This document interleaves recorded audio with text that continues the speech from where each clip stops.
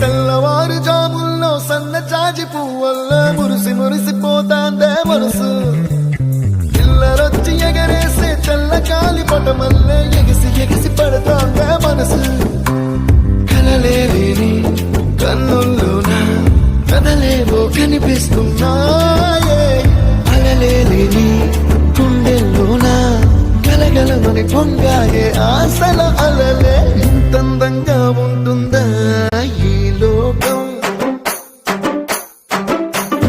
ఇన్నాళ్ళు ఈ మనసుకి తెలియాలేదే పాపం